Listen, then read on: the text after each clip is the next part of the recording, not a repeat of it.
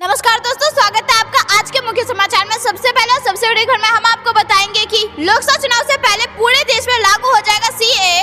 अमित शाह ने किया बड़ा ऐलान। दूसरी बड़ी खबर में हम आपको बताएंगे नरेंद्र मोदी लगातार तीसरी बार बनेंगे प्रधानमंत्री। अमित शाह बोले विपक्षी पार्टियां फिर से बैठेंगे विपक्ष में। तीसरी बड़ी खबर में हम आपको बताएंगे गरीबों के लिए अपना घड़ी उसके उज्जवल भविष्य की गारंटी। प्रधानमंत्री मोदी ने 24,000 से ज्यादा परिवारों को सौंपा सपनों का आशियाना। चौथी बड़ी खबर में हम आपको बताएंगे खेला कर सकती है जेडीयू, नीतीश के एमएलए का बड़ा दावा, आरजेडी के 20 विधायक हमारे संपर्क में। पांचवी बड़ी खबर में हम आपको बताएंगे हल्द्वानी में भी गरजेगा बाबा का बुलडोजर, योगी के नक्शे कदम पर से नहीं जाएंगे उपद्रवी, एक्शन का प्लान तैयार। यहाँ दोस्तों इसी प्रकार की 20 बड़ी खबरों को बताएंगे विस्तार से। उससे पहले अगर आप भी प्रधानमंत्री मोदी का करते हैं खुलकर समर्थन और आप भी सम्मान देंगे लोकसभा चुनाव 2024 में फिर से आएगी मोदी सरकार, तो वीडियो ही जलाएगा, कमेंट में लिखिए जय हिंद जय भारत। करते पहली बड़ी खबर की तरफ। लोकसभा चुनाव से पहले पूरे देश में सीएए लागू किया जाएगा। अमित शाह ने किया बड़ा ऐलान। जी हां दोस्तों, हम आपको बता दें कि केंद्रीय गृह मंत्री अमित शाह ने नागरिकता संशोधन अधिनियम सीएए को लेकर बड़ा ऐलान कर दिया है। अमित शाह ने कहा कि चुनाव से पहले पूरे देश में सीएए लागू हो जाएगा। अमित शाह ने कहा कि मैं साफ कर देना चाहता हूँ कि सीएए किसी व्यक्ति की नागरिकता नहीं छीनेगा। उन्होंने विपक्ष पर मुसलमानों को गुमराह करने का आरोप लगाया। उन्होंने कहा कि चुनाव से पहले सीएए लागू करने की नोटिफिकेशन जारी कर दिया जाएगा। दिसंबर महीने में बंगाल दौरे के दौरान शाह ने दावा किया था कि सीएए को लागू करने से कोई रोक नहीं सकता। गृह मंत्री ने ET now global business summit 2024 में कहा कि पूर्ववर्ती राज्य जम्मू कश्मीर के विशेष दर्जा देने वाले संविधान के अनुच्छेद 370 को निरस्त कर दिया है। इसलिए हमें भरोसा है कि देश की जनता बीजेपी को 370 सीट और एनडीए को 400 से अधिक सीटें जीत दिलाकर अपना आशीर्वाद देगी। गृह मंत्री अमित शाह ने कहा कि तुष्टीकरण की राजनीति के कारण और कानून व्यवस्था का हवाला देकर राम मंदिर नहीं बनाने दिया गया। शनिवार को शाह ने दावा किया कि केंद्र में लगातार तीसरी बार प्रधानमंत्री नरेंद्र मोदी के सरकार बनेगी। अगर आप यहाँ सम्मान देंगे लोकसभा चुनाव 2024 से पहले लागू हो जाएगा सीएए और तीसरी बार बनेगी मोदी सरकार, तो वीडियो कीजिए लाइक और कमेंट में लिखिए अब की बार 400 पार। रुक करते हैं अगली खबर की तरफ। नरेंद्र मोदी लगातार तीसरी बार बनेंगे प्रधानमंत्री। अमित शाह बोले विपक्षी पार्टियां फिर से विपक्ष में बैठेंगी। जी हां दोस्तों, हम आपको बता दें कि केंद्रीय गृह मंत्री अमित शाह ने शनिवार को दावा किया कि आगामी लोकसभा चुनाव में भारतीय जनता पार्टी यानी कि भाजपा को 370 सीटें एवं उनके नेतृत्व वाली राष्ट्रीय जनतांत्रिक गठबंधन यानी कि एनडीए को 400 से अधिक सीट मिलेंगी। केंद्र में लगातार तीसरी बार प्रधानमंत्री नरेंद्र मोदी के नेतृत्व में सरकार बनेगी। अमित शाह ने कहा कि लोकसभा चुनाव के नतीजों को लेकर कोई संशय नहीं है और यहाँ तक कि कांग्रेस एवं अन्य विपक्षी दलों को भी एहसास हो गया है कि उन्हें फिर से विपक्ष में बैठना होगा। न्यूज कार्यक्रम में हिस्सा लेते हुए कहा कि हमने पूर्ववर्ती राज्य। अमित शाह ने आगे कहा कि 2024 का चुनाव बीजेपी और विपक्षी गठबंधन इंडिया के बीच नहीं बल्कि विकास और महज नारे देने वालों के बीच चुनाव होगा। उन्होंने कांग्रेस नेता राहुल गांधी की भारत जोड़ो न्याय यात्रा के बारे में पूछे जाने पर कहा कि नेहरू गांधी वंशज को इस यात्रा की तरह की यात्रा करने का कोई अधिकार नहीं है क्योंकि 1947 में देश के विभाजन के लिए उनकी पार्टी जिम्मेदार थी। रुक करते हैं अगली खबर की तरफ। गरीब के लिए अपना घर ही उसके उज्जवल भविष्य की गारंटी। प्रधानमंत्री मोदी ने 24,000 से ज्यादा परिवारों को सौंपा सपनों का आशियाना।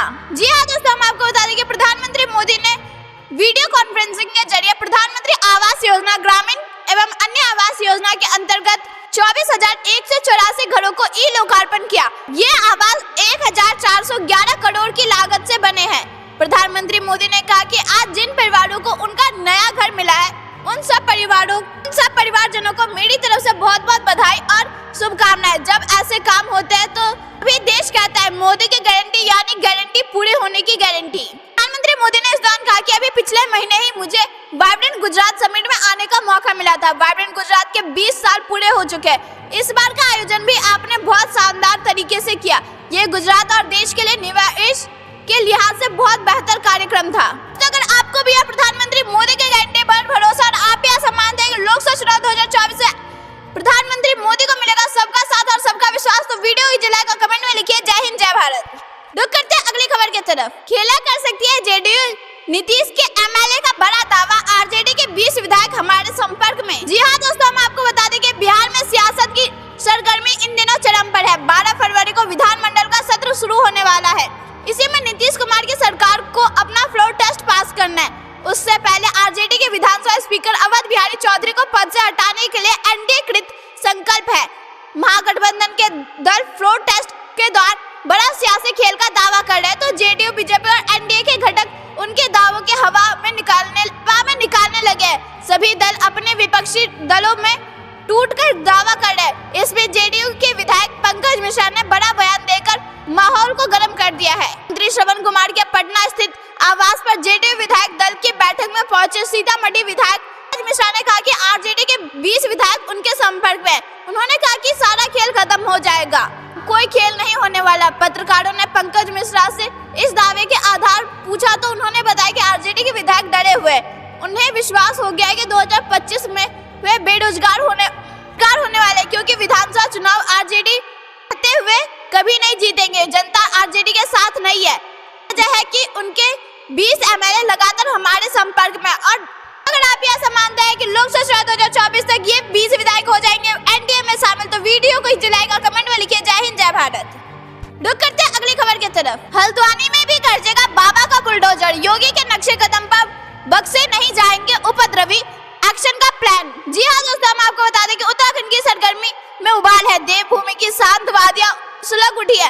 कुमाऊं के प्राकृतिक खूबसूरती में यहाँ का प्रवेश द्वार कहे जाने वाले हल्द्वानी में बदनुमा दाग लगा है। यह शहर आजकल सुर्खियों में है। गुरुवार की शाम कई घंटों तक यह की सड़कों पर तांडव चला। हिंसा की लपट भड़क उठी, जिसमें कई जाने भी गई है। बड़ी संख्या में लोग घायल भी हो गए। खाकी वर्दी से लेकर पत्रकारों की कलम तक तोड़ दी गई है। इसके बाद प्रशासन ने सख्ती दिखाई। सीएम पुष्कर सिंह धामी ने खुद पहुंचकर लोगों को हौसला बढ़ाया।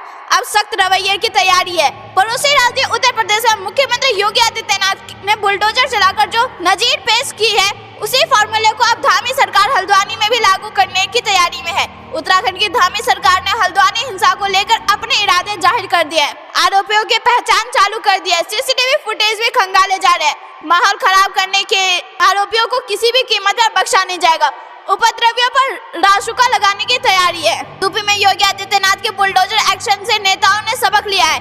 पुलिस के रवैये और समय लेने वाली भारतीय न्यायिक प्रक्रिया के कारण बुलडोजर मॉडल त्वरित न्याय यानी असिस्टेंट जस्टिस का प्रतीक बन गया है। तो अगर आप ऐसा मानते हैं कि उत्तराखंड के हल्द्वानी में अब होगा बाबा के बुलडोजर का असर, तो वीडियो को जलाकर कमेंट में अपनी राय जरूर बताइए। रुक करते हैं अगली खबर की तरफ। लद्दाख में एलएसी के पास सैन्य एयरबेस पर शुरू हुआ निर्माण। चीन से तनातनी के बीच मोदी सरकार का नया दाव। जी हाँ दोस्तों, हम आपको बता दें कि भारत और चीन के बीच तनाव भरे रिश्तों के बीच नरेंद्र मोदी सरकार ने लद्दाख में चीन से सटे वास्तविक नियंत्रण रेखा यानी कि एलएसी के करीब नुब्रा क्षेत्र में थाइस एयरबेस पर एक नए नागरिक टर्मिनल भवन के निर्माण पर काम शुरू कर दिया है। माना जा रहा है कि भारत की यह कार्रवाई चीन की आंखों में आंखें डालकर अपने भौगोलिक क्षेत्र में निर्माण कार्य का बढ़ावा देने और उसे जवाब देने की है। पिछले 3 वर्षों से अधिक समय से इस क्षेत्र में भारतीय और चीनी सैनिक आमने सामने की स्थिति में रहे और अक्सर एक दूसरे के खिलाफ सीमा अतिक्रमण का आरोप लगाते रहे हैं। एक सैन्य एयरबेस है जिसको रनवे विशेष रूप से सशस्त्र बलों द्वारा उपयोग किया जाता है, लेकिन उड़ान योजना के तहत सरकार यहाँ से अधिक उड़ानें संचालित करने की योजना बना रही है। हाल के दिनों में देश से कुछ नागरिक उड़ानें देखी गई है। दोस्तों, अगर आप ऐसा मानते हैं कि मोदी सरकार के इस एक्शन से चीन को मिलेगा करारा जवाब, तो वीडियो को जलाकर कमेंट में अपनी राय जरूर बताइए। रुक करते हैं अगली खबर की तरफ। बीजेपी प्रदेश अध्यक्ष ने शर्मा राहुल गांधी को बताया मंदबुद्धि का, वे देश की जनता को बेवकूफ समझते हैं। जी हाँ दोस्तों, हम आपको बता दें कि भारतीय जनता पार्टी के प्रदेश अध्यक्ष वीडी शर्मा ने राहुल गांधी को मंदबुद्धि बताया। उन्होंने यह टिप्पणी प्रधानमंत्री मोदी की जाति को लेकर बयान। भाजपा प्रदेश अध्यक्ष शर्मा ने ग्वालियर में मीडिया से बात करते हुए यह बयान दिया। प्रेस वार्ता में राहुल गांधी द्वारा सीएम की जाति पर की गई टिप्पणी को लेकर पूछे गए सवाल पर वीडी शर्मा ने कहा कि राहुल गांधी मंदबुद्धि है। वे भारत के 140 करोड़ लोगों को बेवकूफ समझते हैं। इतने बड़े दल का राष्ट्रीय नेता इस तरह की भाषा बोले तो उसे इसकी नासमझी ही कहा जाता है। ऐसा लगता है कि जो लोग कांग्रेस से कूद कर भाग रहे वो शायद उनकी वजह से ऐसा कर रहे हैं। आखिर वे करे तो क्या करे, वहाँ के हालात ऐसे ही है। मध्य प्रदेश से एकमात्र कांग्रेस सांसद और पूर्व सीएम कमलनाथ के बेटे नकुल नाथ के भाजपा में शामिल होने की अटकलों को लेकर वीडी शर्मा ने कहा कि भाजपा एक संगठित पार्टी है जिसे दुनिया में सबसे आइडियल माना जा रहा है। यह ऐसा फोरम है जहां जुड़कर लोग समाज के लिए बेहतर काम कर सकते हैं। ऐसे सभी लोगों को पार्टी में स्वागत है। नकुल नाथ भी उनमें से एक है। दोस्तों, अगर आप भी भाजपा प्रदेश अध्यक्ष की बात से सहमत है तो वीडियो को जलाकर कमेंट में अपनी राय जरूर बताइए। रुक करते हैं अगली खबर की तरफ। ईवीएम से जुड़े प्रत्येक गतिविधि में राजनीतिक दल भी रहेंगे साथ। साथ विपक्ष के सवालों पर चुनाव आयोग सतर्क। जी हाँ दोस्तों, हम आपको बता दें कि लोकसभा चुनाव से पहले विपक्षी दलों की ओर से ईवीएम एवं वीवीपैट को लेकर उठाए जा रहे सवालों के बीच चुनाव आयोग जहां उनकी प्रत्येक आशंकाओं का समाधान देने में जुटा है, वही ईवीएम वीवीपैट से जुड़ी प्रत्येक गतिविधियों में उन्हें साथ रखने की तैयारी भी है। इसलिए भी है क्योंकि चुनाव के दौरान ईवीएम को लेकर किसी भी तरह की अफवाहों को हवा न मिल सके। आयोग से जुड़े सूत्रों के मुताबिक चुनाव प्रक्रिया के दौरान वैसे तो राजनीतिक दलों और प्रत्याशियों के ईवीएम के मॉक आदि में शामिल किया जाता है, लेकिन इससे पहले ईवीएम वीवीपैट की जांच पड़ताल और शिफ्टिंग आदि की गतिविधियों में उनकी भागीदारी नहीं रहती थी। इससे जुड़ी किसी भी गतिविधि के साथ रखने या फिर उन्हें इसकी जानकारी देने की व्यवस्था रहेगी। चुनाव आयोग ने इसके साथ ईवीएम और वीवीपैट को लेकर अधिकतर पूछे जाने वाले सवालों की संख्या और उनके जवाबों को बढ़ाकर 120 कर अकेले ईवीएम वीवीपैट से जुड़े 50 सवाल है। इससे पहले ऐसे चुनाव और जवाबों की कुल संख्या 40 थी। रुक करते हैं अगली खबर की तरफ। लाडली बहना योजना की 9वीं किस्त जारी, मुख्यमंत्री ने मंडला को दी बड़ी सौगात। जी हाँ दोस्तों, हम आपको बता दें कि मध्य प्रदेश में मुख्यमंत्री मोहन यादव ने सिंगल क्लिक से लाडली बहन के खाते में राशि ट्रांसफर कर दिया। आपको बता दें कि यह लाडली बहनों की 9वीं किस्त की राशि है। मुख्यमंत्री मोहन यादव ने कन्या पूजन कर कार्यक्रम की शुरुआत की। इस अवसर पर मुख्यमंत्री ने कांग्रेस पर भी जमकर निशाना साधा। मुख्यमंत्री मोहन यादव ने कहा कि कांग्रेस ने कभी भी प्रदेश का भला नहीं किया, कांग्रेस ने सिर्फ कुर्सी बचाने का काम किया है। लाडली बहनों के खाते में योजना की 9वीं किस्त डाल दी गई है। सीएम मोहन यादव ने मंडला में आयोजित कार्यक्रम में महिलाओं के खाते में सिंगल क्लिक के जरिए राशि ट्रांसफर की है।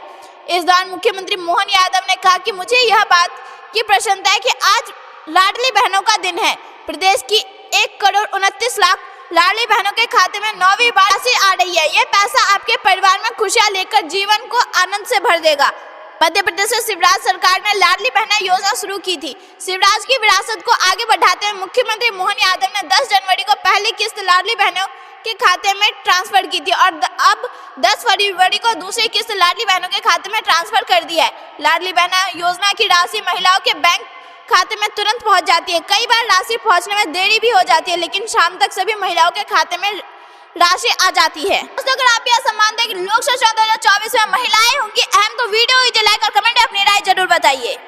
रुक करते हैं अगली खबर की तरफ।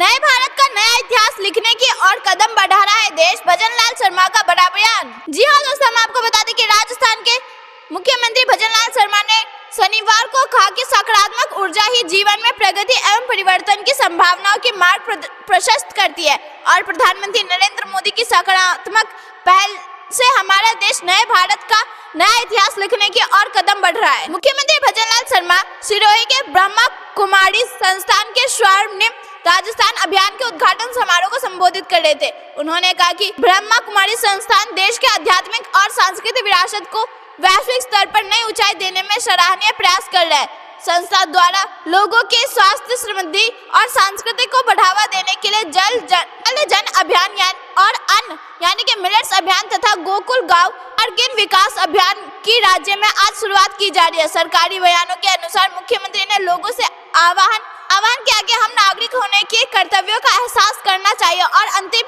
पायदान पर जुड़े जरूरतमंद व्यक्तियों के बारे में सोचना चाहिए। राजस्थान के मुख्यमंत्री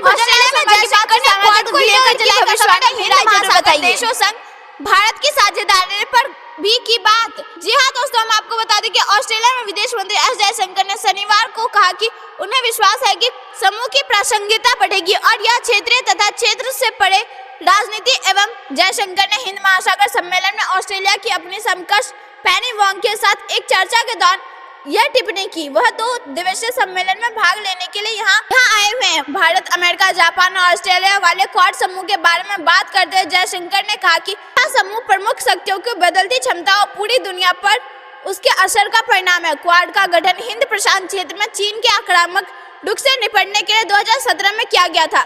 जयशंकर ने कहा कि यह हमारे लिए ऑस्ट्रेलिया, अमेरिका और जापान के साथ 3 बहुत महत्वपूर्ण संबंधों को भी दर्शाता है जो के बाद बदल गए। उन्होंने कहा कि ये चारों देश इस समुद्री क्षेत्र के चारों कोण पर स्थित है। अगर आप विदेश मंत्री एस जयशंकर की बात से सहमत हो तो वीडियो ही चलाएगा, कमेंट में अपनी राय जरूर बताइए। रुक करते हैं अगली खबर की तरफ। लालू के डर से आरजेडी के 12 विधायक बाहर, फ्लोर टेस्ट से पहले आरजेडी में ही खेला। जी हाँ दोस्तों, हम आपको बता दें कि बिहार विधानसभा में शक्ति प्रशिक्षण से 2 दिन पहले आरजेडी के लगभग 12 विधायक लालू प्रसाद के रडार से बाहर है। उनकी खोज खबर ली जा रही है, फोन मिलाया जा रहा है, जिनके बारे में अता पता नहीं चल रहा है। उनके नजदीकियों के पास विशेष दूत भेजकर जानने का प्रयास किया जा रहा है कि वे कहाँ हैं और शत संपर्क में रहने से कन्नी क्यों कटा। पूछना है कि अब तक लगभग 1 दर्जन विधायकों से लालू का संपर्क नहीं हो पा रहा है। जो विधायक संपर्क में भी है उनके बारे में भी संशय नहीं हो पा रहा है। लालू की पहुंच से दूर रहने वाले विधायक यानी कि मुस्लिम और यादव समीकरण से अलग है। हालांकि आरजेडी पहले से चल रही है कि उसके 2 विधायक आनंद मोहन के पुत्र चेतन आनंद और मोकामा की नीलम देवी का खेमा बदल चुका है। दोनों को आरजेडी से मोह भंग हो चुका है, किंतु ताजा परेशानी लगभग 10 अन्य विधायकों के कन्नी काटने से जुड़ी है। दावा है कि आरजेडी के पूर्व मंत्री के आवास पर 3-4 दिन पहले गुप्त बैठक हुई थी, जिसमें आरजेडी में रहकर और क्या पाया के आधार पर आत्मविश्लेषण किया गया था। इस बैठक का निष्कर्ष अन्य विकल्पों पर विचार करने का भी था। सूत्र का यह भी दावा है कि आरजेडी के विपरीत दिशा में चलने का रास्ता यहीं से निकला है। तेजस्वी यादव स्पीकर के खिलाफ लाए गए अविश्वास प्रस्ताव के लिए शक्ति प्रशिक्षण के दिन जिस खेला होने की बात कर रहे थे, बहुत संभव है कि वह स्वयं ही उससे प्रभावित हो जाए और जरूरत है कि वक्त उनके। आप यह सब मानते हैं कि लोकसभा 2024 में बिहार की सभी सीटों पर भगवा लहराएगा? तो वीडियो ही चलाएगा, कमेंट में अपनी राय जरूर बताइए। रुक करते हैं अगली खबर की तरफ। अयोध्या में राम मंदिर के बाद आस्था का केंद्र बन रहा यूपी, एक नए युग की शुरुआत। जी हाँ दोस्तों, हम आपको बता दें कि अयोध्या में बीते 22 जनवरी को राम मंदिर का उद्घाटन हुआ और इसके गर्भगृह में रामलला की प्राण प्रतिष्ठा की गई। राम मंदिर का निर्माण एक सपने के साकार होने जैसा है और इसी के साथ ही न सिर्फ अयोध्या बल्कि उत्तर प्रदेश में आस्था के सबसे बड़ा प्रतीक के तौर पर देखा जा रहा है। राम मंदिर का निर्माण सिर्फ एक इमारत का निर्माण नहीं बल्कि एकता, विकास और भक्ति की मिसाल है और मंदिर बनने से उत्तर प्रदेश आध्यात्मिक पर्यटन का केंद्र बनता जा रहा है। एक खास प्रोजेक्ट भक्ति की संगम की शुरुआत की गई। तहत पिछले साल नवंबर में यूपी के प्रमुख तीर्थ स्थलों के दौरे की शुरुआत की थी। इस दौरान वाराणसी, मथुरा, न्याय, मथुरा और वृंदावन जैसे धार्मिक स्थलों के दर्शन पर वहां की धार्मिक ऐतिहासिक विरासत जोड़ने की कोशिश की गई है। अयोध्या में भव्य राम मंदिर के उद्घाटन के मूल में एकता का संदेश और आस्था की शक्ति थी। प्रधानमंत्री नरेंद्र मोदी ने अपने संबोधन में इस क्षण का सार बताते हुए कहा था कि रामलला के लिए इस मंदिर का निर्माण भारतीय समाज की धैर्य, आपसी सद्भाव और अन्वय का प्रतीक है। राम मंदिर का निर्माण समाज के हर वर्ग के लिए उज्जवल भविष्य के साथ। तो अगर आप यह समझते हैं कि अयोध्या में राम मंदिर बनने के साथ ही शुरू हो चुका है एक नए युग की शुरुआत, तो वीडियो को जलाइए और कमेंट में अपनी राय जरूर बताइए। रुक करते हैं अगली खबर की तरफ। एनआईए का पूरे देश में आईएसआईएस आतंकी मॉड्यूल के खिलाफ बड़ा एक्शन, कश्मीर से तमिलनाडु तक छापेमारी। जी हाँ दोस्तों, हम आपको बता दें कि राष्ट्रीय जांच एजेंसी यानी कि एनआईए ने की देश भर में कई जगहों पर छापेमारी की है। यह छापेमारी तमिलनाडु और कश्मीर में की जा रही है। यह छापेमारी आईएसआईएस संबंधित आतंकी मॉड्यूल के खिलाफ चल रही है। इसके अलावा एक अन्य मामले में कश्मीर में एनआईए की छापेमारी चल रही है। प्राप्त जानकारी के अनुसार एनआईए अधिकारी सुबह से चेन्नई, मुदुरै सहित 8 जिलों में 20 से अधिक स्थानों पर छापेमारी कर रहे हैं। बताया जा रहा है कि हम आपको बता दें कि 23 अक्टूबर 2022 को कोयम्बटूर स्टेशन मंदिर के पास 4:30 बजे जेम्सा मुबीर की कार में विस्फोट हुआ था। पुलिस की जांच में पता चला था कि यह एक सुनियोजित कार बम विस्फोट की घटना थी। इस मामले को स्थानांतरित कर दिया गया था। इस मामले में जांच के दौरान तमिलनाडु पुलिस विभाग ने कुछ लोगों को गिरफ्तार किया था। उसके बाद राष्ट्रीय अधिकारियों द्वारा की गई जांच के आधार पर कुछ को गिरफ्तार किया गया। तो अगर आप यह मानते कि प्रधानमंत्री मोदी के राज में होगा आतंकियों का सफाया, तो वीडियो चलाएगा, कमेंट में अपनी राय जरूर बताइए। रुक करते हैं अगली खबर की तरफ। यूपी में बड़ा सियासी खेल, चुनावी पिच पर बीजेपी का मास्टर स्ट्रोक, छोटे चौधरी के आने से बदलेगा पश्चिम का चुनाव समीकरण। जी हाँ दोस्तों, हम आपको बता दें कि चुनावी पिच पर उतरने के लिए भाजपा नए मास्टर स्ट्रोक खेलकर विपक्षी फील्डरों को चित करने में जुटी हुई है। पार्टी ने पश्चिमी उत्तर प्रदेश में छोटे चौधरी से हाथ मिलाने से पहले पूर्व प्रधानमंत्री चौधरी चरण सिंह को भारत रत्न देकर भावनात्मक मैदान जीत लिया। 1.5 दशक में पश्चिम का राजनीतिक विन्यास काफी बदल चुका है। अब यहाँ किसानों का मुद्दा चुनाव परिणाम नहीं बदल पाता है, जबकि ध्रुवीकरण का पेंडुलम भाजपा की तरफ झुकता रहा है। 2014 में मोदी लहर में भाजपा पश्चिमी उत्तर प्रदेश की सभी 14 सीटें जीतने चौधरी के लिए भाजपा ने उम्मीदों की एक खिड़की हमेशा खोलकर रखा। भाजपा की केंद्रीय इकाई ने जयंत को अपने साथ लाकर यूपी, हरियाणा और राजस्थान के जाटों को साधने की योजना बनाई। पिछले साल भाजपा ने हरियाणा के प्रदेश अध्यक्ष ओम प्रकाश धनखड़ और राजस्थान के प्रदेश अध्यक्ष सतीश पूनिया के रूप में 2 बड़े जाट चेहरों को हटा दिया, जिसकी भरपाई अब जयंत फैक्टर से हो गई। आज शाम की बड़ी और महत्वपूर्ण खबरें अंत तक बने रहने के लिए बहुत बहुत धन्यवाद। अगर आप भी प्रधानमंत्री मोदी का करते हैं खुलकर समर्थन और आप भी ऐसा मानते हैं कि लोकसभा चुनाव 2024 में फिर से आएगी मोदी सरकार, तो वीडियो लाइक और कमेंट में लिखिए। जय हिंद, जय भारत।